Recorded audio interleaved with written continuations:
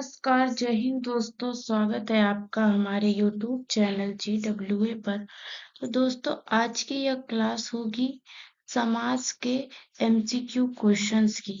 समास की पहली क्लास हम डाल दिए हैं यूट्यूब पर, अब जाके देख सकते हैं। और उसके बाद थ्योरी हमने डाल दी है।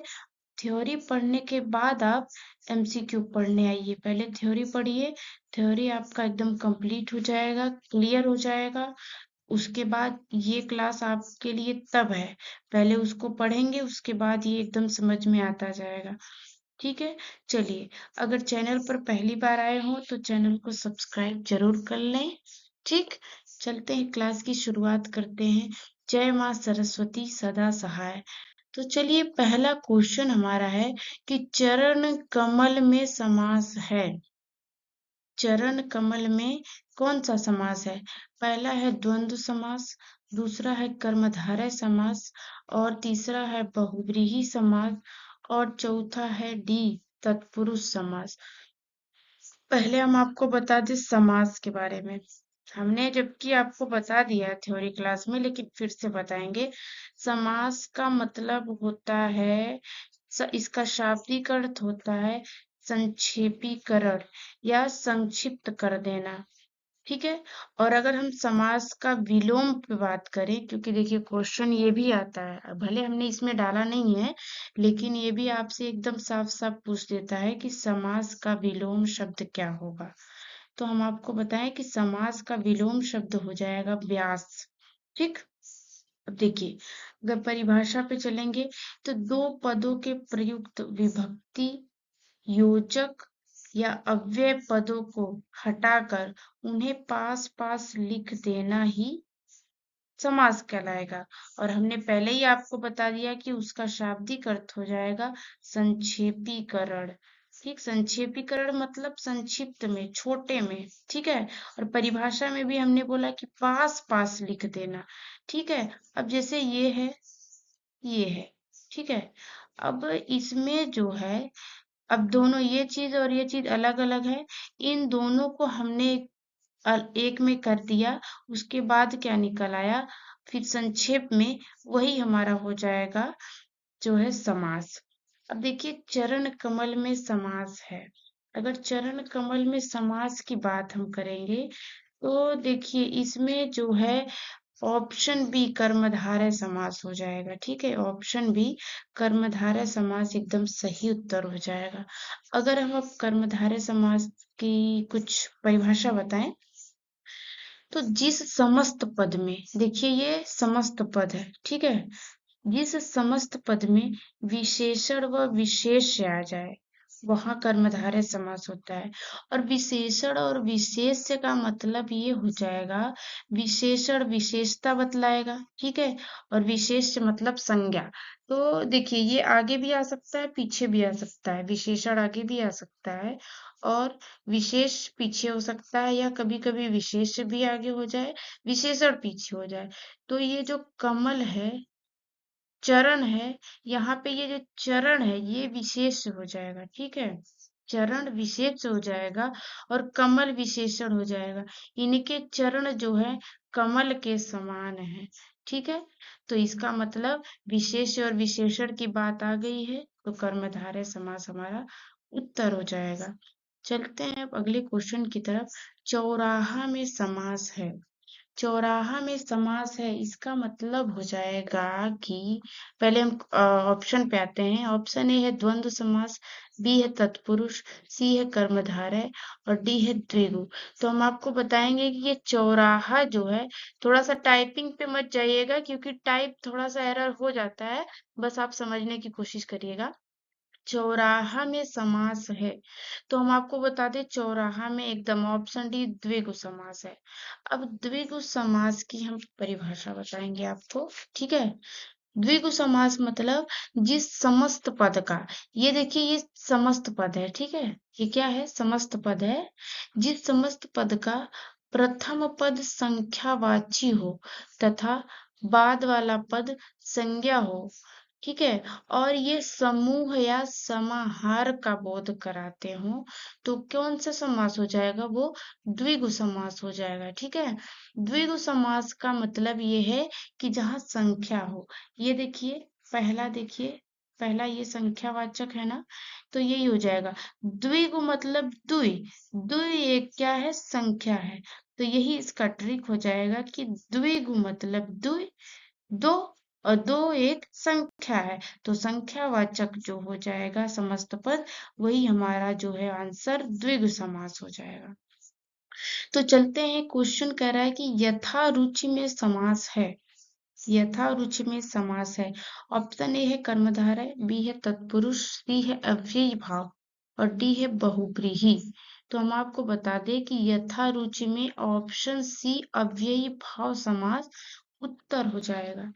अगर हम अव्ययी भाव समास के परिभाषा पे जाएंगे तो थोड़ा थोड़ा समझिएगा, उसके बाद आंसर अपने आप आगे अगर आपको आता है तो बताते चलेंगे।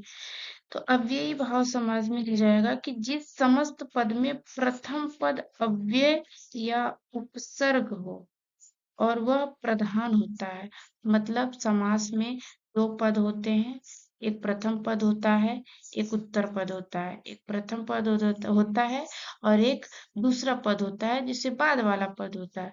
तो इसमें बोल रहा है कि जो ये वाला हमारा है प्रथम पद है, यही हमारा जो प्रथम पद प्रधान होगा, मतलब प्रथम पद की प्रधानता ज्यादा होगी। अब देखिए यहाँ पे दो है, यथा रुचि दोनों है, तो यहाँ पे जो ये यथा दिया हुआ है, ये जो है एक अव्यय शब्द हो गया। तो यही जो है, इस देखिए प्रथम पद है, यही देखिए अव्यय शब्द है, उसमें बोला है कि अव्यय होगा या उपसर्ग होगा। तो यहाँ पे हमारा हो जाएगा अव्ययी भाव समास। ठीक है, चलिए चलते हैं, अगला ऑप्शन क्या है, क्वेश्चन क्या है कि इनमें से कौन सा शब्द द्विगु समास है। पीछे हमने द्विगु समास की परिभाषा बता दी है। तो ऑप्शन ए है भला बुरा, बी है माखन चोर, सी है चतुर्भुज, डी है प्रतिदिन। तो आपको हम बता दें द्विगु मतलब दुई, दुई एक संख्या है, तो इसका मतलब अब इन चारों ऑप्शन में संख्या खोजते खोजते खोजते चतुर्भुज, ऑप्शन सी हमारा चतुर्भुज एकदम करेक्ट हो जाएगा। देखिए पंचवटी शब्द में समास है। अब हमको सोचना ही नहीं है, संख्या पंच हमें नजर आ गई, अब हमें ये सब नहीं देखना है, डायरेक्ट ऑप्शन क्या है, ऑप्शन डी द्विगु हो जाएगा। ठीक है, पंच एकदम संख्या नजर आ गई, पंच मतलब पांच, तुरंत। चलिए द्विगु समास हो गया। अब देखिए जिन समस्त पदों में पहला शब्द संख्यावाची हो और समुदाय का बोध होता हो। देखिए अभी हम बताए हैं संख्यावाची हो, समुदाय का बताता हो, समाहार का बताता हो, वो हमारा हो जाएगा द्विगु समास। ठीक है, कौन सा हो जाएगा, द्विगु समास हमारा उत्तर हो जाएगा। अब अगला है क्वेश्चन कि जिसमें पहला पद विशेषण हो और दूसरा पद विशेष्य, तो उसे कौन सा समास कहेंगे। हमने आपको बता दिया है पीछे कि जिसमें पहला पद विशेषण हो, दूसरा पद विशेष्य हो, तो वो हमारा हो जाएगा जी बिल्कुल ऑप्शन डी कर्मधारय हमारा उत्तर हो जाएगा। ठीक है, चलते हैं अगले क्वेश्चन की तरफ।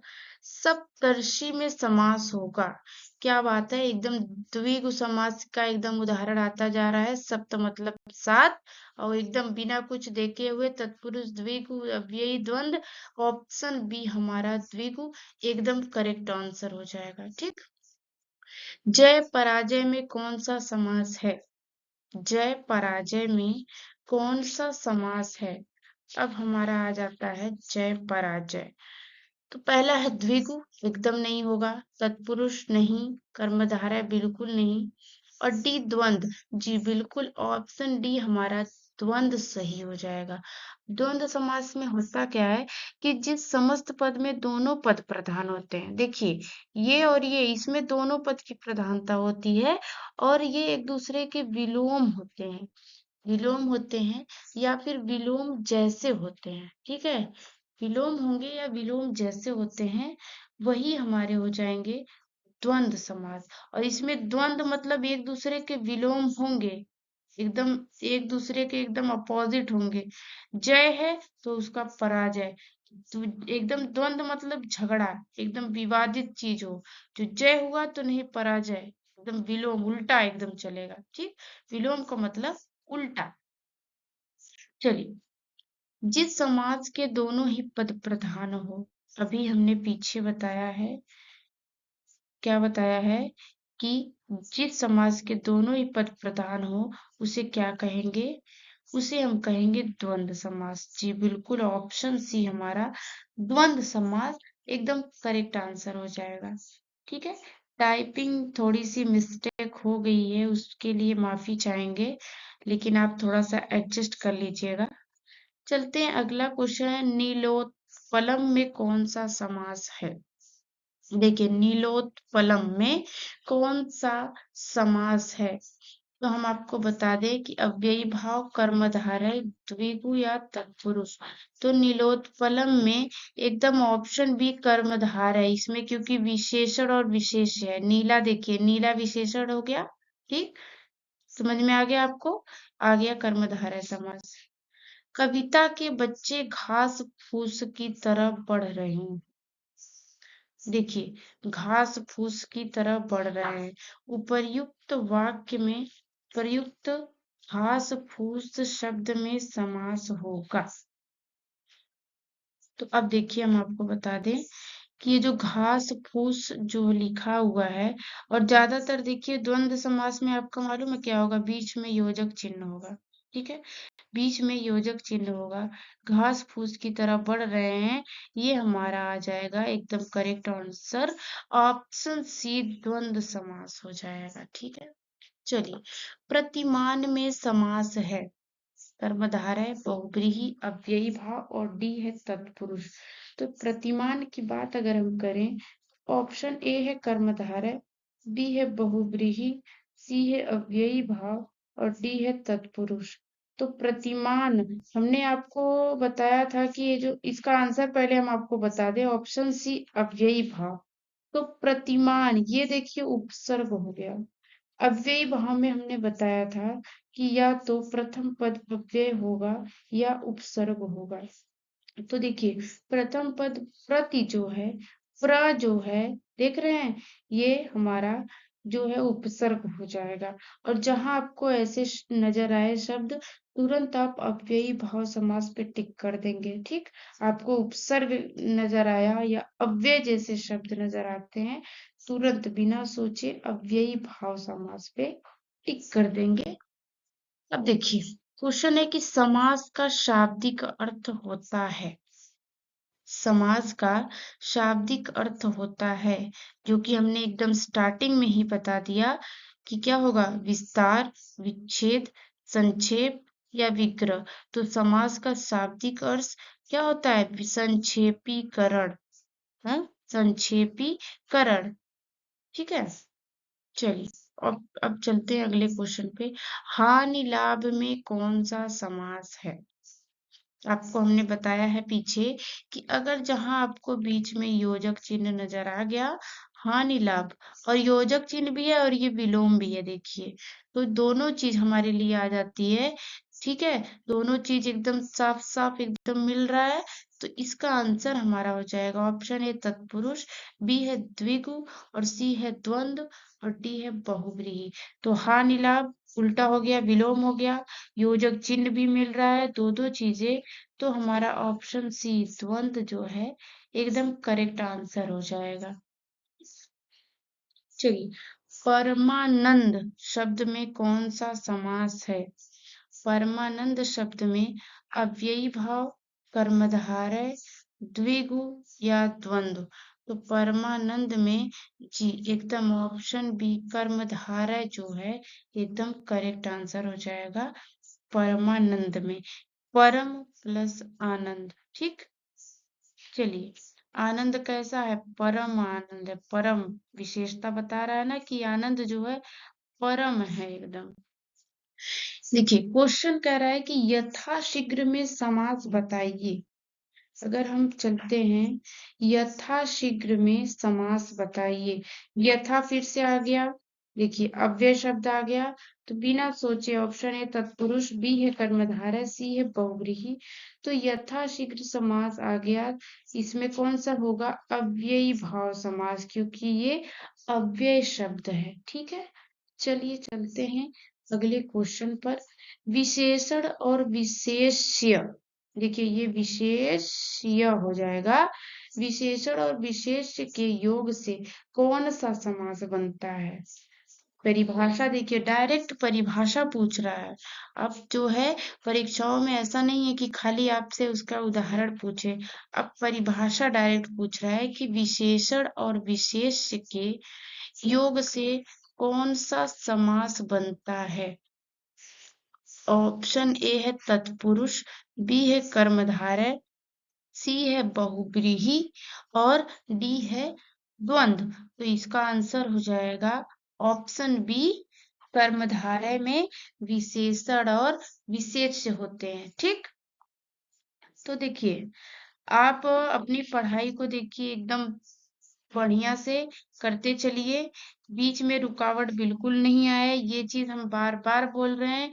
क्योंकि अगर आप देखिए किसी भी परीक्षा की तैयारी कर रहे हैं आप, ठीक है, अगर सिविल की नहीं कर रहे हैं, उसके अलावा हम कह रहे हैं 6 महीना अगर आप अपने को एकदम लगातार हर सब कुछ छोड़ छाड़ के एक रूम में बंद होकर 6 महीना अगर सिर्फ अपने को दे दें ईमानदारी से, सिर्फ 6 महीना, उसके बाद आप कोई भी नौकरी हो आपको अवश्य मिलेगी। लेकिन हाँ, सिर्फ 6 महीना अपनी पढ़ाई पे देना है, उसके अलावा कहीं पे भी ताक झांक नहीं करना है और कहीं पर भी कोई और विकल्प नहीं खोजना है।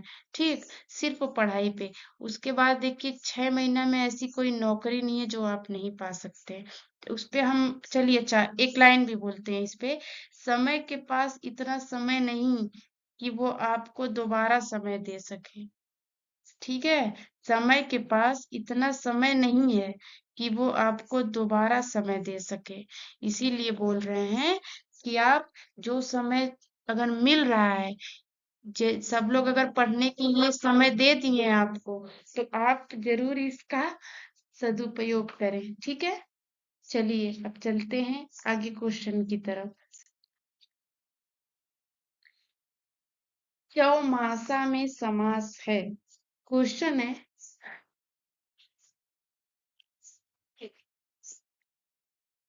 चौमासा में समास है, अव्ययी भाव, कर्मधारय, द्विगु, तत्पुरुष। तो देखिए आ गया, चौ आया तो मतलब गिनती 4। ठीक है, तो कौन सा होगा? द्विगु समास, हमारा ऑप्शन सी द्विगु समास आंसर हो जाएगा। देखिए समास के पदों को अलग करने को क्या कहा जाता है? समास के पदों को अलग करने को क्या कहा जाता है? ऑप्शन ए है विच्छेद, विग्रह, बदलाव या विभक्ति। तो समास के पदों को अलग करने को ऑप्शन बी हो जाएगा। देखिए विग्रह कहते हैं। ठीक है, विग्रह कहेंगे। तो चलिए क्लास को अब हम देंगे विराम और आप रिवीजन एकदम करते रहिएगा क्लास की।